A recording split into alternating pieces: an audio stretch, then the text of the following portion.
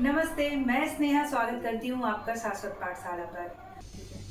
मध्य प्रदेश शिक्षक चयन परीक्षा वर्ग 3 का सिलेबस हम कंप्लीट कर रहे हैं और उस सीरीज में आज हम भौतिकी यानी फिजिक्स के टॉपिक्स की बात करेंगे।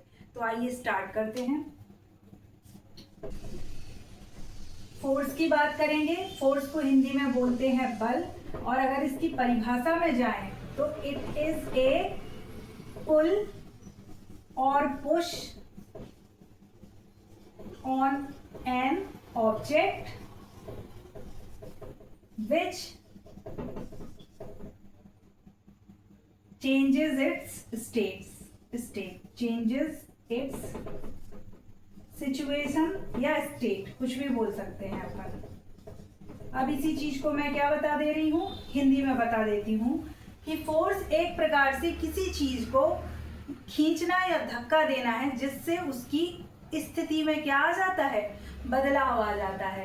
तो खींचना या धक्का देना है जिससे उसकी स्थिति में बदलाव आ जाता है, खींचना या धक्का देना। अब किस प्रकार की स्थिति में बदलाव आ जाता है, जैसे हम किसी टेबल को अपने तरफ खींचें तो टेबल अभी दूर रखी हुई थी, अब वो पास में आ गई। हमने फोर्स लगाया, बल लगाया और टेबल को अपनी तरफ खींच लिया, तो उसकी स्थिति में बदलाव आया। हम चाहें तो किसी ऑब्जेक्ट को, किसी वस्तु को धक्का दे सकते हैं तो उसकी स्थिति में बदलाव आएगा। ये मार्कर है, इसको मैं बीच से ब्रेक कर दूं तो इसकी स्थिति में बदलाव आएगा, ये टूट जाएगा।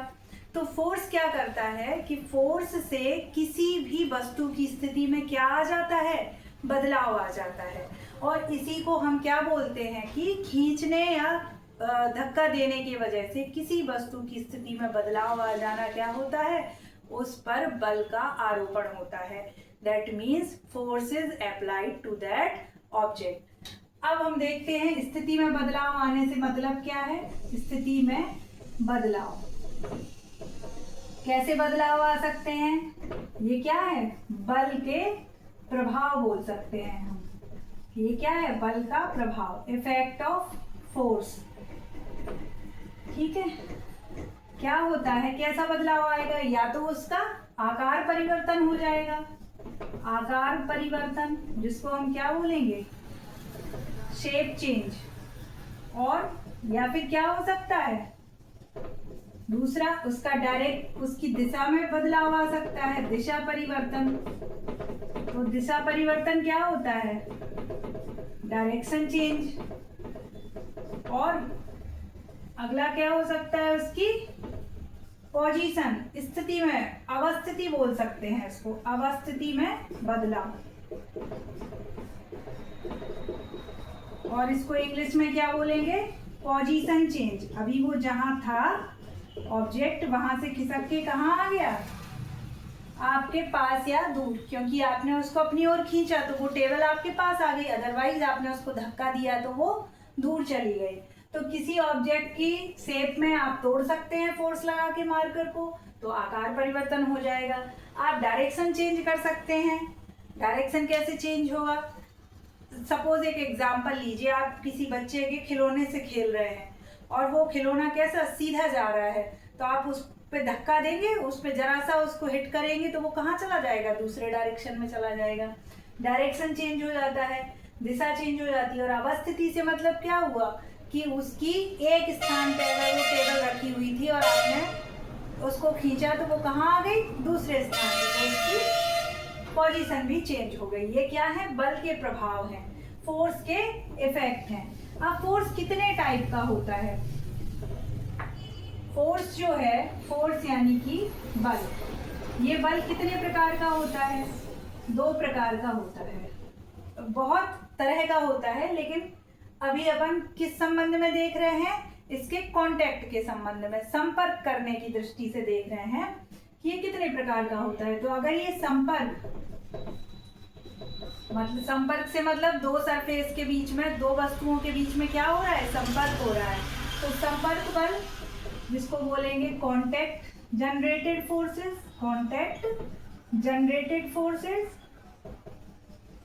और दूसरा क्या होगा, गैर संपर्क संपर्क यानी कि कोई संपर्क नहीं, तो इसको नॉन कॉन्टैक्ट फोर्सेस बोलेंगे। ठीक है। जो संपर्क बल होते हैं उनमें क्या होता है, दो सरफेसेस के बीच में, दो सतहों के बीच में क्या हो रहा है, संपर्क हो रहा है, और उसके वजह से क्या उत्पन्न हो रहा है, फोर्स उत्पन्न हो रहा है। जैसे कि आपका फ्रिक्शन, फ्रिक्शन को क्या बोलते हैं, घर्षण। ठीक है। और अगर इसमें बात करें तो इसमें कौन से आ जाएंगे आपके, इसमें एक और आ जाएगा टेंशन। टेंशन का मतलब वो नहीं जो आप एग्जाम के पहले ले रहे हैं कि हमारा पेपर कैसे जाएगा, हम चयनित होंगे या नहीं होंगे, वो टेंशन नहीं। ये क्या है, तन्यता। और दूसरा क्या है, नॉन कांटेक्ट फोर्सेस में कौन से आएंगे, जैसे कि आपका गुरुत्वाकर्षण, गुरुत्वाकर्षण जिसको क्या बोलते हैं हम, ग्रेविटेशनल, ग्रेविटेशनल फोर्स। और दूसरा लेते हैं मैग्नेटिक भी बोल सकते हैं, जिसको क्या बोलेंगे, चुंबकीय, चुंबकीय। और विद्युत फोर्स, इसको क्या बोलेंगे, इलेक्ट्रोस्टैटिक। ये सब आपके काय में आ जाएंगे, ऐसे बल जिनमें क्या नहीं हो रहा, संपर्क नहीं हो रहा। गुरुत्वाकर्षण कैसे लगता है, धरती क्या करती है, हमारी अर्थ, हमारी पृथ्वी सूरज के चारों ओर चक्कर लगा रही है, तो क्या वहां कोई संपर्क है, वहां तो बहुत दूरी है। लेकिन वो गुरुत्वाकर्षण फोर्सेस के वजह से, जो भी ग्रेविटेशनल फोर्स है उसके वजह से, उससे क्या है, बंधी है। हमारा चंद्रमा जो है, हमारा मून, वो भी अर्थ से बंधा हुआ है और उसके चक्कर लगा रहा है। तो ये सब कैसे है, विदाउट कॉन्टैक्ट, इनमें कोई संपर्क नहीं है। और संपर्क वाले जो फोर्सेस हैं उनमें क्या, दो सतहों का, जैसे घर्षण किसको कहते हैं, घर्षण फोर्स जो होता है, घर्षण बल जो होता है, वो दो सतहों के बीच में लगता है। ठीक है। जैसे हम खड़े हुए हैं कहाँ, जमीन पर, तो एक सतह हमारे पैर हो गए और दूसरी सतह क्या हो गई, वो जमीन जिस पे हम खड़े हुए हैं।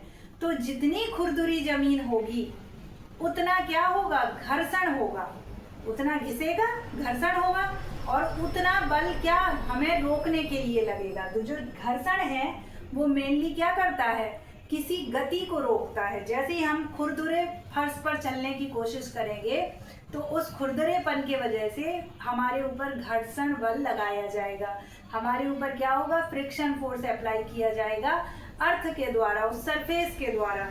तो हम चल नहीं पाएंगे एक अच्छी स्पीड से, हम जैसे चलना चाहते हैं हम उतने तेज तो नहीं चल पाएंगे। तो वो क्या करता है, गति का विरोध करता है, मोशन को अपोज करता है, कौन, घर्षण फोर्स। और आप देखते हैं कि जो बर्फ वाले सरफेसेस होते हैं या जहाँ पे बर्फ जम जाती है, जैसे कि ठंडे प्रदेशों में, तो जो आइस वगैरह वहाँ पे पूरा सरफेस पे आ जाती है, बर्फ आ जाती है, तो वो बहुत चिकना हो जाता है, तो उस पर चलना बहुत मुश्किल होता है। जो पर्यटक होते हैं जो घूमने के लिए जाते हैं वो उस पर चलने के वीडियोस बनाने लगते हैं, गिरते हैं, ये सब क्यों, क्योंकि वहाँ पे क्या है, उसके पीछे रीजन तो साइंस ही है कि चलने के लिए क्या हो रहा है, घर्षण नहीं है, वहाँ पे सरफेसेस के बीच में एक खुरदुरापन नहीं है। तो घर्षण क्या करता है कि अब घर्षण है ही नहीं तो चिकना है तो खिसकते जाएंगे, अपनी गति का विरोध ही नहीं किया किसी ने, मोशन का अपोज ही नहीं किया, तो हम नहीं चल पाते हैं, उस पर गिर जाते हैं या बहुत ज़्यादा फिसल जाते हैं। तो जनरली जहाँ पे थोड़ा सा फ्रिक्शन हो वो सरफेसेस चलने में बड़े अच्छे होते हैं, क्योंकि वहाँ पे क्या है, आइस जैसी कंडीशन डेवलप नहीं होती। दो तरह के फोर्स फिर से हैं, और वो कौन से हैं आपके, एक तो बैलेंस और दूसरा है अनबैलेंस। तो बोलते हैं संतुलित और अनबैलेंस को बोलते हैं असंतुलित। इनके भी उदाहरण देख लीजिए आप। जो संतुलित बल होता है, जैसे कोई वस्तु है, क्या है, कोई ऑब्जेक्ट है, वस्तु है, इसको क्या बोलेंगे, और ऑब्जेक्ट। अब जब इस पे एक तरफ से, मान लीजिए कि ये कोई व्यक्ति है, सपोज इसको ले लेते हैं अपन, राहुल नाम है इसका, ठीक है। राहुल ने इस टेबल को क्या किया, ये टेबल थी, इस टेबल को खिसकाने की क्या की कोशिश की, राहुल यहाँ से खिसका रहा है, और यहाँ से कौन खिसका रहा है, कोई इंग्लिश पर्सन है, जैकी, ठीक है, यहाँ से जैकी खिसका रहा है। तो क्या होगा, अगर जैकी में ज्यादा शक्ति है, ज्यादा बल किसने लगा दिया, ज्यादा फोर्स जैकी ने, तो ये खिसक के कहाँ आ जाएगी, राहुल के साइड। और राहुल में ज्यादा फोर्स हुआ तो ये खिसक के कहाँ चली जाएगी, जैकी के साइड।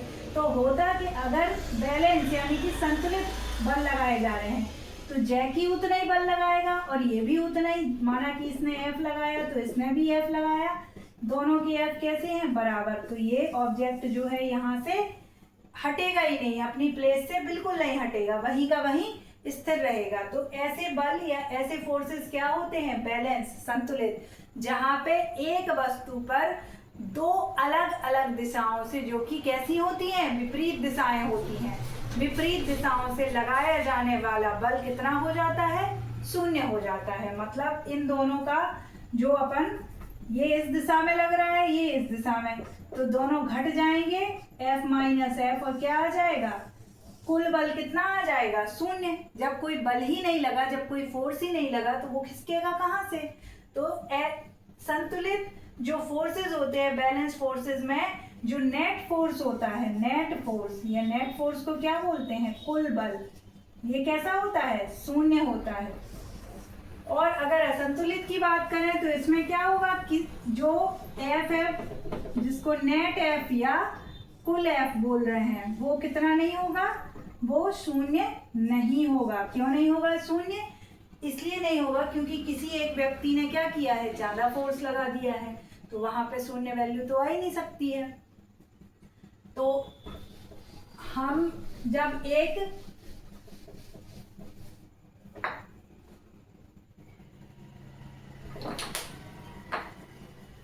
जब एक सही स्पीड में चलते हैं, एक समान स्पीड में, या इंग्लिश में कहें तो यूनिफॉर्म मोशन में रहते हैं, तब कौन सा फोर्स हमारे ऊपर लगता है, बैलेंस फोर्स लगता है, या उसको क्या बोलते हैं, संतुलित बल बोलते हैं। अब हम फोर्स को देखें कि फोर्स होता क्या है। इसकी नापते किस में है, इसको नापते हैं किसमें, न्यूटन में। न्यूटन इसकी क्या है, एसआई यूनिट है।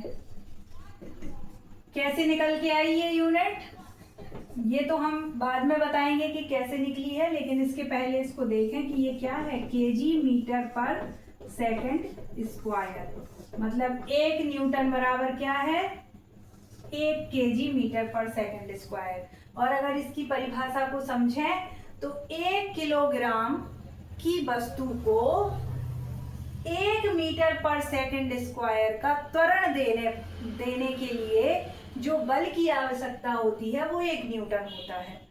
That means to give a motion of acceleration, मतलब to give an acceleration of 1 metre per second square to an object of mass 1 kg, the force we required is 1 Newton. You get it? So ये हो गई इसकी परिभाषा। अब आते हैं कि ये क्या है, एक सदिश राशि है। कैसी राशि है, सदिश राशि है, जिसको क्या बोलते हैं, वेक्टर बोलते हैं। सदिश का मतलब क्या होता है, ऐसी क्वांटिटियां। अब हम क्या करते हैं, इसको सदिश राशि बताएं, जिसको बोलते हैं वेक्टर।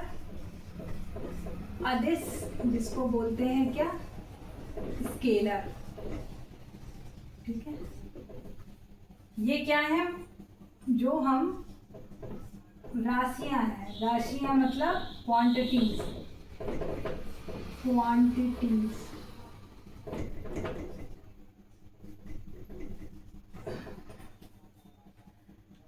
फिजिक्स में जब भी किसी क्वांटिटी की बात की जाती है तो उसके मापने की आवश्यकता होती है, जैसे कितनी दूरी है, कितना समय हुआ है, या कितना तापमान है। इस तरह से नापने की आवश्यकता होती है। तो हमें दो राशियों के दो प्रकार बताए जाते हैं, सदिश और अदिश, जिन्हें वेक्टर और स्केलर बोलते हैं। तो जिन क्वांटिटीज में आपको उनकी मात्रा यानी कि मैग्नीट्यूड और उनकी दिशा यानी कि डायरेक्शन बताना पड़ेगा, ठीक है, वो कैसी क्वांटिटीज होंगी, वो कैसी राशियां हैं, वेक्टर क्वांटिटीज हैं। जैसे कि उदाहरण इसके बल, ठीक है, और वेग, फोर्स और वेलोसिटी और विस्थापन, यानी कि डिस्प्लेसमेंट। ये सब कैसी राशियां हैं? वेक्टर क्वांटिटीज हैं। क्यों? क्योंकि फोर्स में आपको बताना पड़ेगा कि हमने 4 न्यूटन का बल लगाया है और किस दिशा में लगाया है। आपको बताना पड़ेगा कि किस दिशा में बल लगा है, दाएं लगा है, बाएं लगा है, ईस्ट लगा है, वेस्ट लगा है, किस दिशा में लगा है। तो वो क्या हो जाएगा? कौन सी हुई? वेक्टर हुई। फिर वेग यानी वेलोसिटी की बात करें तो वेलोसिटी क्या होती है कि कितना विस्थापन वस्तु ने एक फिक्स समय में लिया है, मतलब कितना डिस्प्लेसमेंट उसने कवर किया है एक पर्टिकुलर टाइम में। तो आपको बतानी पड़ेगी कि वो किस डायरेक्शन में कर रही है। तो वेग भी क्या हो गया। इसके बाद विस्थापन जो होता है, विस्थापन यानी डिस्प्लेसमेंट का मतलब होता है कि the shortest distance between 2 points, मतलब दो जगहों के बीच में सबसे छोटा जो रास्ता है, सबसे छोटी जो दूरी है, वो होता है विस्थापन। तो वो सबसे छोटी दूरी जब बताएंगे अपन, तो अपन डायरेक्शन बताएंगे कि नहीं। जैसे किसी के घर से स्कूल किसी और के घर से जाते हुए या कहीं घूम घाम के जाते हुए 4 किलोमीटर पड़ता है, पर किसी डायरेक्ट रास्ते से जाने पर वो 1.5 किलोमीटर ही पड़ता है। तो आपको वो रास्ता बताना पड़ेगा, उसकी दिशा बतानी पड़ेगी। तो वो क्या है? विस्थापन ही है। The shortest distance between the 2 points, और सबसे छोटी दूरी दो जगहों के बीच की। बाकी इन टर्म्स को हम और अच्छे से देख लेते हैं। फिर स्केलर में आते हैं, जहां आपको क्या है? मात्रा बताने भर से काम चल जाएगा। हमें क्या नहीं बताना पड़ेगा? डायरेक्शन। इसके उदाहरण क्या हैं? टाइम। टाइम तो हम सीधा बता सकते हैं कितने बजे हैं। दूसरा उदाहरण क्या है? तापमान। तापमान में भी हमें बताने की जरूरत नहीं है डायरेक्शन। तो ये आपकी स्केलर और वेक्टर क्वांटिटीज हो गई हैं। अब हम देखते हैं क्या वेलोसिटी क्या होती है। वेलोसिटी यानी कि वेग, तो ये होती है डिस्प्लेसमेंट कवर्ड